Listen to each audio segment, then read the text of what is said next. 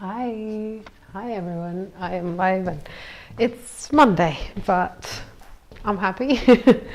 I just said bye bye to the ring that I showed you last week. It's left.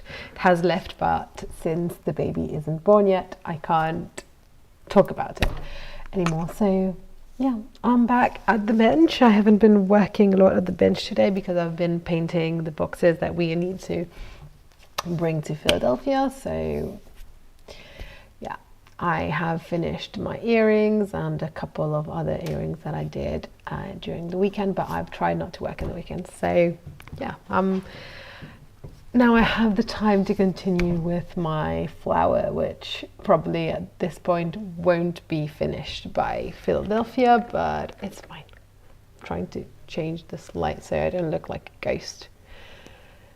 Anyhow, so today I wanted to talk about something that's a bit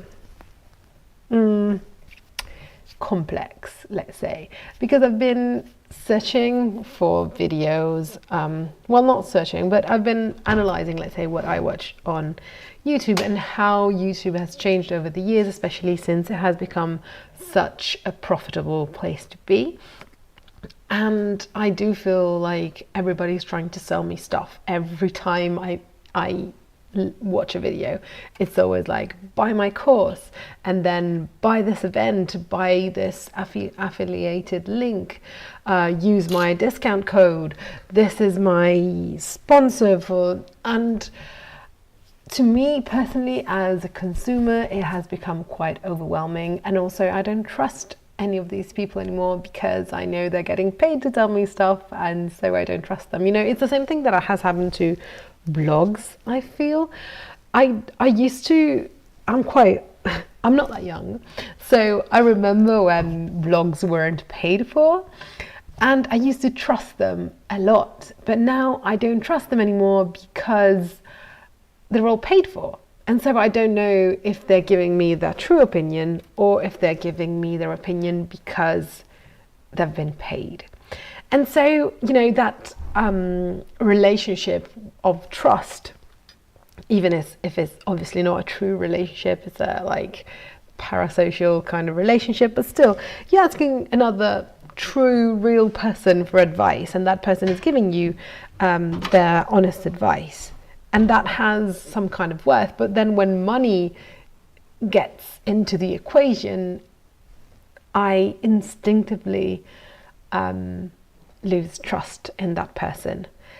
And so I feel like YouTube has become a very complex landscape to navigate in this sense, because everybody is sponsored all the time. And I do understand, I mean, making videos, especially like, one of the reasons why I decided to do lives was also because I wanted to share all of this, but I didn't have the time to properly do videos in the way they should be done, with the editing and the b-roll and the music, and thinking about like each week or each month for the next video and all of that. It was a job, and I already have a job, which I absolutely adore. So I didn't want to take on another job.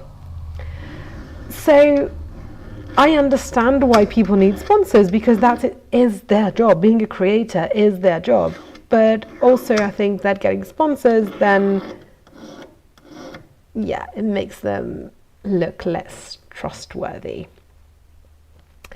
So while I was thinking about all of this, and this has been like in my mind for a while, I must admit that what I consume on YouTube is mostly like video essays or news or like not real news, you know, like late night shows, all of that, but that talk about the news but in a comical way. So it's not like, I don't know, the BBC or CNN or wherever you get your news from, but it's more like Stephen Colbert or Seth Meyers, Jon Stewart, you know, that kind of news. But it's either them or people like ContraPoints. I really like Mina Lee. I really enjoyed for a long time Bernadette Banner. who has nothing to do with video essays, or well, she has some on like Victorian, how Victorian washed their hair, stuff like that. But you know, that's pure entertainment for me, because I don't sew, but I find her videos like incredibly relaxing. So I really enjoy. That's the kind of content I consume. Otherwise, it's like tutorials if I'm doing something. So I don't watch tutorials because I enjoy them, but I watch tutorials because I need to learn how to do something, which I guess most people do. No idea, but I guess so. So those are the things that I personally watch. But I have also, because my bigger project with this YouTube channel is to build a community of people who care about this stuff enough so that I can actually share with that community what it's like to be an artisan, unfiltered and raw as it is, as you can see, but also all of the great projects that are out there that are doing an actual positive impact on the world, which is not like I'm not doing close to enough, but there are some amazing projects like in Liberia, in Mali, in Peru. There are some amazing projects in this landscape that are doing great things, and I would really like to have the possibility to visit them and to share those projects with the rest of the world. Unfortunately, like jewelry influencers who could do that don't do it because they are sponsored by big jewelry company who don't want to talk about these projects because obviously it would question their other decisions regarding their supply chains. So they don't do it, and so jewelry influencers don't do that, and we don't have a person at the moment who does that, because also activists don't do that because they are rightfully activists, so they don't look at projects that are for profit, which is absolutely fine. It's just that I would really like to highlight those in time and I don't want to highlight them by reading what's on their websites. I would like to really like go there and visit and actually show it to you, you know, live and raw and as it is.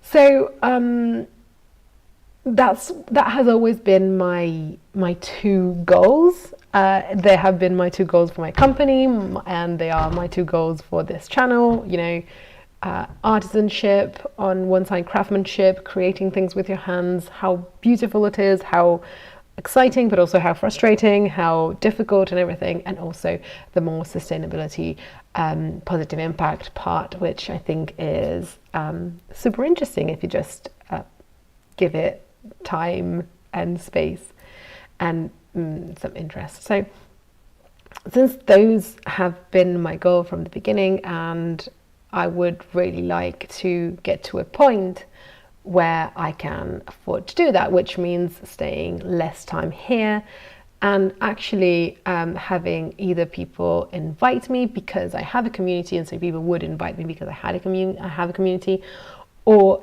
getting enough revenue from these videos to be able to do that, you know, to afford a flight to Peru and staying there like 2 weeks visiting mines.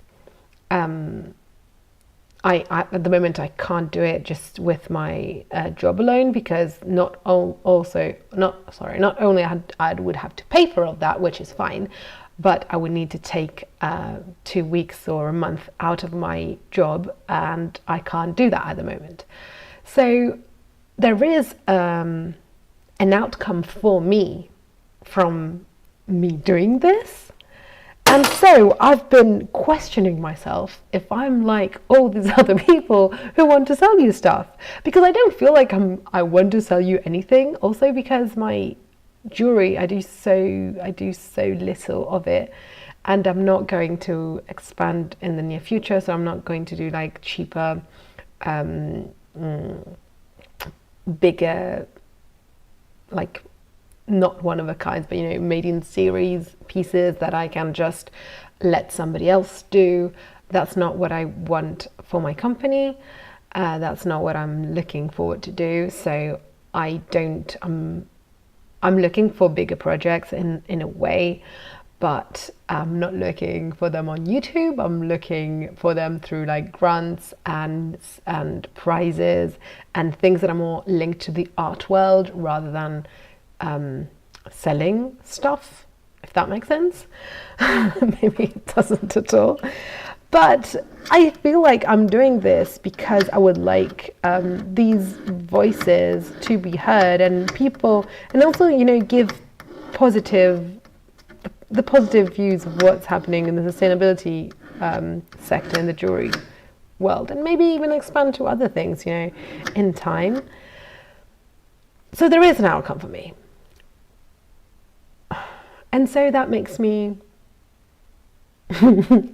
uncertain towards, because I have a company, and it's not like if somebody saw a video of mine on YouTube and like contacted me and told me, I want to create this custom piece, how can we do it, this is what I want, blah blah. It's not that I wouldn't say no, like, no, you saw me on YouTube and so I have to be pure, so you can't be my client, you know, I would never say that.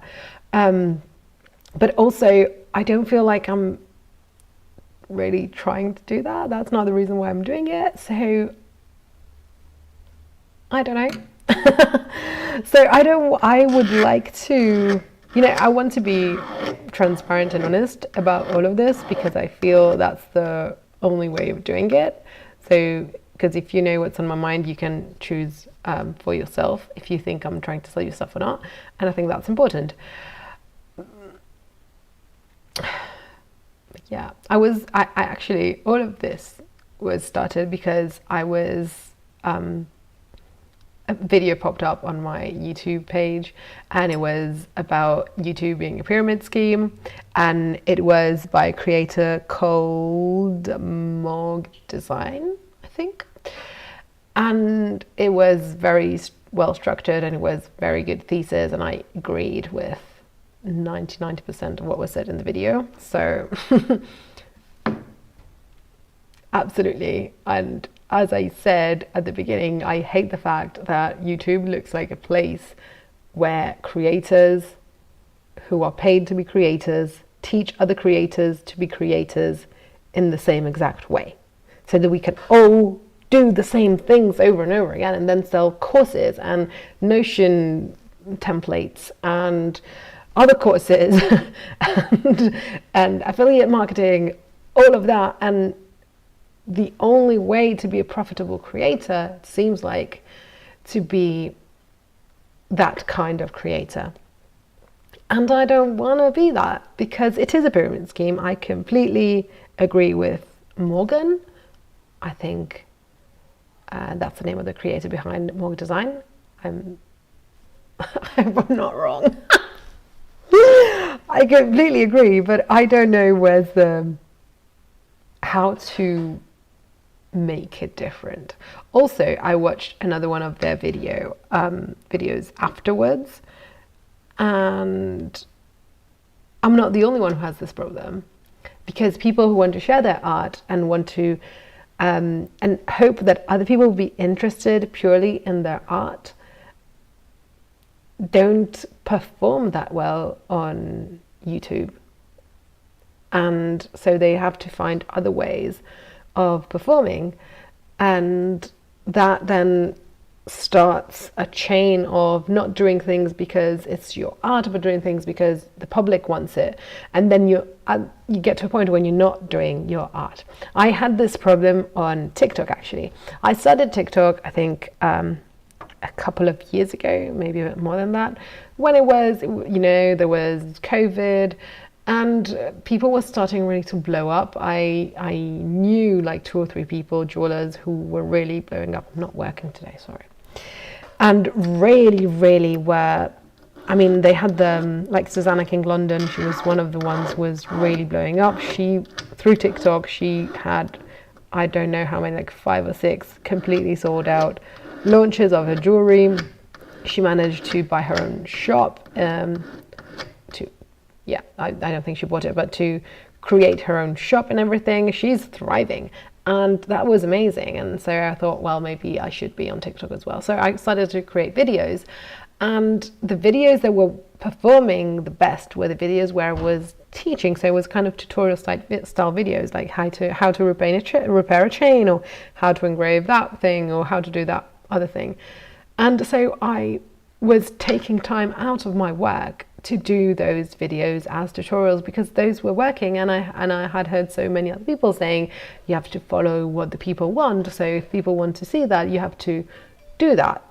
Sorry, my phone. And after a while, sorry, I'm putting it on do not disturb. After a while, I realized that I was spending so much time doing those videos about things that I didn't care about, because also I wasn't really teaching anyone, because it wasn't, I mean, if you teach like an in-person class, you can teach people, and that can have huge benefits for those people. But if you're just doing a 2-minute, 1-minute snippet on social media, I mean, like tips and tricks, those are fine. I get them from other people. I really like them. But you're not going to teach somebody how to become a goldsmith with a 1 or 2 minute video. So I was spending a lot of my time creating those videos that just weren't giving me anything. They were giving other people something, but they weren't giving me anything. And so I think there needs to be a balance between what you give and what you get. And in that case, there was no balance at all. I was just giving, and that was fine. It's just that I didn't particularly like that kind of giving. You know, I don't know if that makes sense, but that was what I was doing. And so now I'm in this space where I don't feel like I'm selling anything to anyone. I don't have affiliate links. All of my links, wherever you see them, are not affiliate links. All of the things that I have experienced, I can share them if there is the occasion to, but nobody has sponsored me. Also, that would make no sense to sponsor me at this point. So yeah, nobody sponsored me. But also, can I really say that if like GRS, whose tools I use a lot of the time, or like Valorbe, whose files I use and I really like, if they reach out to me and told me like, would you like to do this course for free? Or would you like to try this tool for free? Would I really say no? And then, would I be able to give a completely honest opinion on it, since I would feel like the guilt of having been given something for free? And that's a question I can't really answer.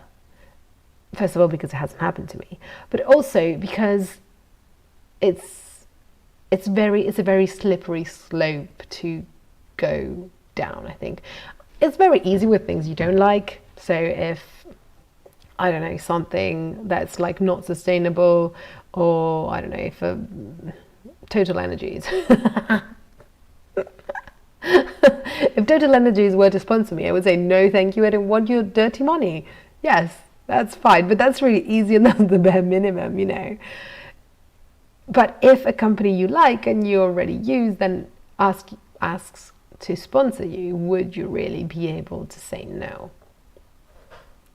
I don't know. Like, one of the things that I would really like in the next couple of years or so would be to support a project in Tanzania where they are training young women to become goldsmiths. And I think that that's something that I would be able to do. You know, this isn't my job, this is what I do, and I have the skills to teach it.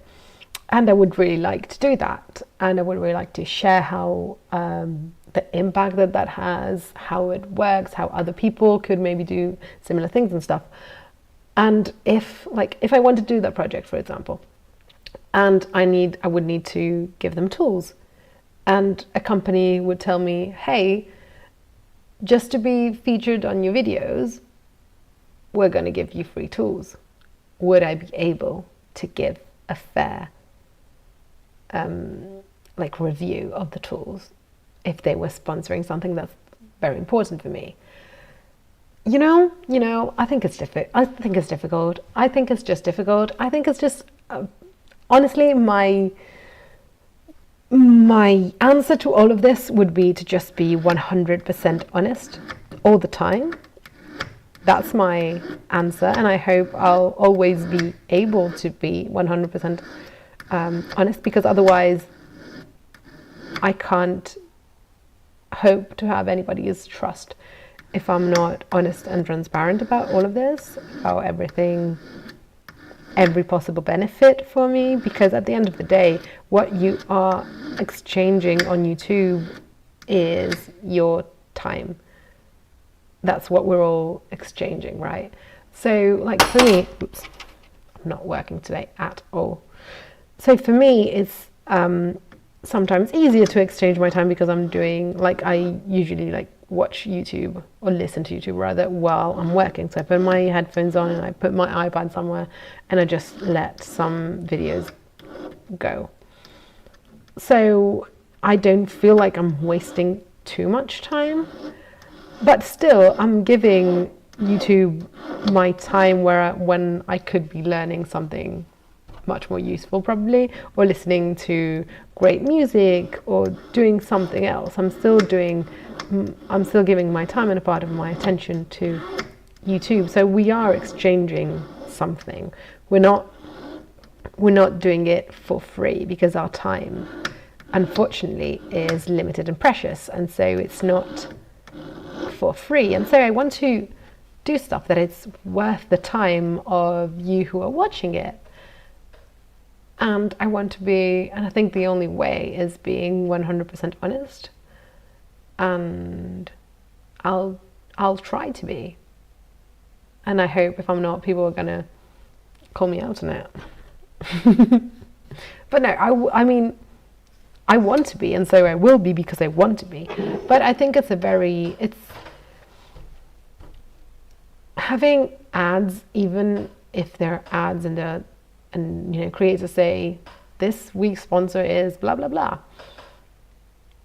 it's still but most ads do, but it's still pushing on this parasocial relationship where you trust one person. It's a kind of like if your friend is part of an affiliate marketing kind of thing, you kind of trust them anyways, even if you know that they are having a benefit from that thing. You still think, well, they're my friend, so they won't like let me buy something that's completely useless or that works badly or anything. But we don't know them. We don't really know these people. And so these relationships, I feel like they're very, for me at least, as a spectator, they're very easy to create sometimes, because I feel like, oh, I'm really connecting with that person. Just feels like that person is saying what I'm thinking. I really like them, and for me, like, the bubble really crashes every time there is money involved and things are not that transparent. That's where my trust like crumbles all the time.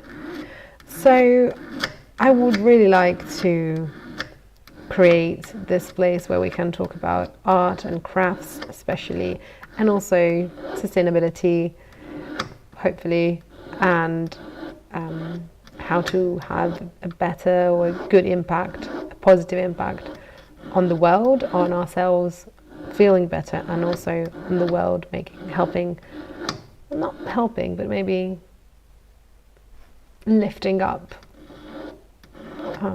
other people.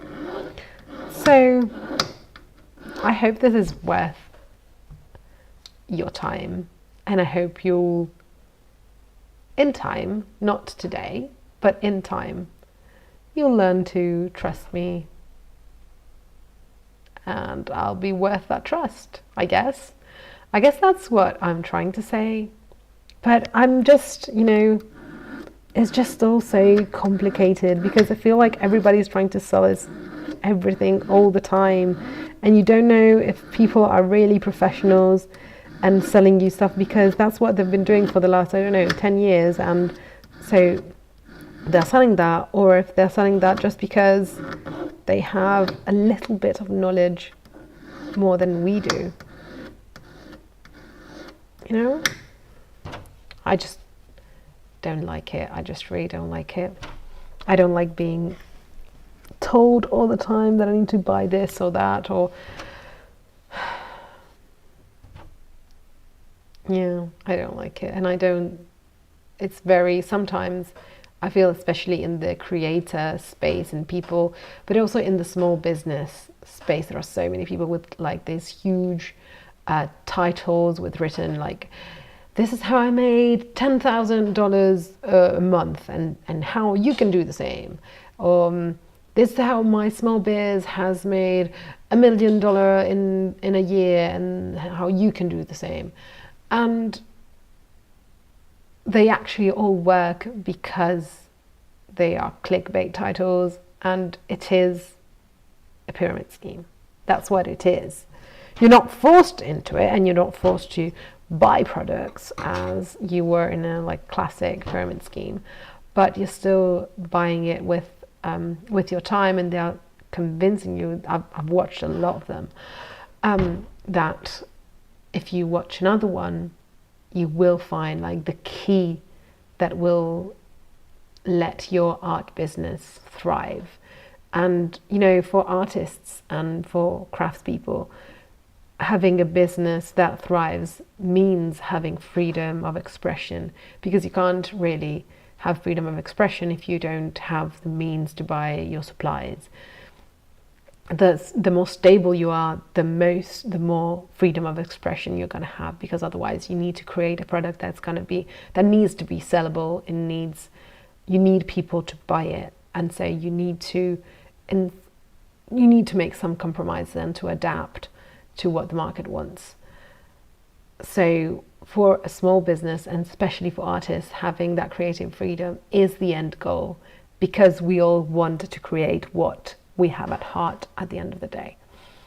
And so I think in that sense we're a very vulnerable community, because we care so much about our work. And if we could spend, I don't know, 2 hours a day doing something that's worth for somebody else, and then we have the rest 6, 8, 10 hours a day that we're working doing exactly what we want, because we have an income from those 2 hours a day, I think most of us would do it, because we care so much about bringing to life our vision.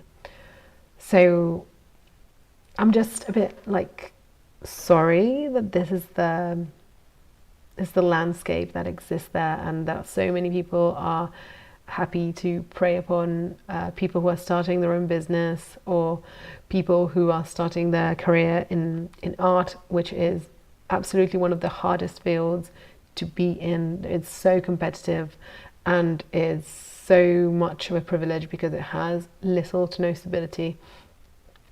So I think it's a very vulnerable community, and I'm sorry that there are so many people who are willing to prey on that vulnerability, and I absolutely don't want to be one of those people, I don't want to be one of them. And I think I said in another video that I really would like to push anyone and everyone to try crafts, and I absolutely do. But I don't advise anyone to do this as a career unless they're 100% certain that that's what they want and they're willing to do the sacrifices. And it's not because it's impossible. It is absolutely possible, but it has less stability than a normal job. And we have to be cautious with that, and we have to be realistic towards what are our possibilities in that specific time. So I'm sorry that was a bit like not really like super positive, and I hope you will give me your advice towards what you think breaks your trust, and what people need to do to not break that. And you know, that can also be not accept sponsorships. That's also one of the things. I do trust more people who don't accept any kind of sponsorship. There are few, very, very few, because again, YouTube is very time consuming. Oh, my back. My back. But yeah, so let me know, and I'll actually work a bit because I kind of need to. Because I have a day job, which is being a goldsmith, and I need to prepare for this fair, which hopefully will go well. But I'll keep you posted. So I'll just go and work for now, and I'll see you tomorrow. Bye.